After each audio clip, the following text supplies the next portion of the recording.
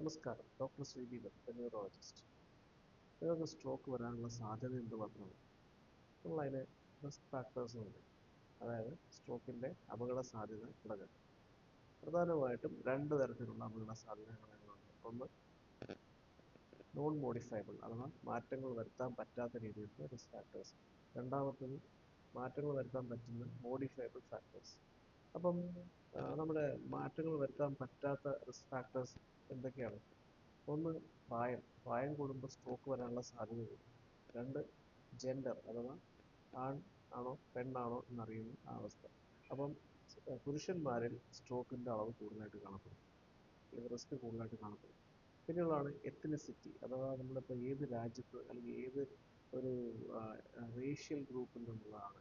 അഥവാ for example ഇപ്പോൾ Americans അല്ലെങ്കിൽ കൊറിയൻ, ജപ്പാൻ, ഇന്ത്യൻ. അപ്പോൾ ഇങ്ങനെയുള്ള എത്നിസിറ്റിയിൽ ഇങ്ങനെ പല പല രീതിയിലാണ് സ്ട്രോക്കിൻ്റെ അളവ് കാണപ്പെടുന്നത്. ഉദാഹരണം ഇപ്പോൾ ഇന്ത്യയിൽ 80% സ്ട്രോക്കും രക്തം കട്ട പിടിച്ചിട്ടുണ്ടാകുന്ന സ്ട്രോക്കാണ്. എന്നാൽ അതിൽ തന്നെ 10 തൊട്ട് 15% വരെ സ്ട്രോക്കും 40 വയസ്സിൽ താഴെയാണ് കാണുന്നത്. അതായത് പ്രായം കുറഞ്ഞ യങ് സ്ട്രോക്ക് എന്ന് പറയുന്ന അവസ്ഥയാണ് കാണുന്നത്. അപ്പം പിന്നെയുള്ളതാണ് ജെനറ്റിക്സ്. ജെനറ്റിക്സ് എന്ന് പറയുമ്പോൾ ഇപ്പോൾ ക്ലോസ് ആയിട്ടുള്ള ബന്ധുക്കൾ, അടുത്തുള്ള ബന്ധുക്കൾ, അതായത് അച്ഛനമ്മ, സഹോദരന്മാർ, ഇവർക്ക് ആർക്കെങ്കിലും സ്ട്രോക്ക് ഉണ്ടെങ്കിൽ സ്ട്രോക്ക് വരാനുള്ള സാധ്യത കൂടുതലാണ്. ഇനിയാണ് modifiable risk factors. Modifiable risk factors അഥവാ മാറ്റങ്ങൾ വരുത്താൻ പറ്റുന്ന അപകട സാധ്യതാ ഘടകങ്ങൾ ഏതൊക്കെയാണ്? ഒന്ന് പ്രഷർ, അതായത് ബ്ലഡ് പ്രഷർ, രക്ത അതിസമ്മർദ്ദം. പ്രഷറിൻ്റെ വാല്യൂ 140/90 കൂടുതലാണെങ്കിൽ നമ്മൾ ഹൈപ്പർ ടെൻഷൻ അഥവാ രക്താതിസമ്മർദ്ദം ഉണ്ടെന്ന് നമ്മൾ പറയുന്നു. അപ്പോൾ അത് മരുന്ന് കഴിച്ച് കൺട്രോൾ ആക്കിയില്ലെങ്കിൽ ഒരു ഹൈ ചാൻസ്, വളരെയധികം കൂടിയ ചാൻസ് ഉണ്ട് സ്ട്രോക്ക് വരാനുള്ളത്. രണ്ടാമത്താണ് ബ്ലഡ് ഷുഗർ, രക്തത്തിലെ പഞ്ചസാരയുടെ അളവ് അഥവാ പ്രമേഹം. പ്രമേഹം ഉണ്ടെങ്കിൽ നമ്മുടെ ലോങ് ടേമിൽ സ്ട്രോക്ക് വരാനുള്ള സാധ്യത കൂടുതലാണെന്ന് ഇപ്പം കാണപ്പെടുന്നുണ്ട്. അതിന് പല പല കാരണങ്ങളുമുണ്ട്. അതിൻ്റെ കൂടെ ഉണ്ടാകുന്ന കിഡ്നിയുടെ അസുഖം, കണ്ണിൻ്റെ റെറ്റിനോപ്പതി, നെഫ്രോപ്പതി, ന്യൂറോപ്പതി തുടങ്ങിയവയെല്ലാം സ്ട്രോക്കിലോട്ട് കോൺട്രിബ്യൂട്ട് ചെയ്യുന്നുണ്ട്.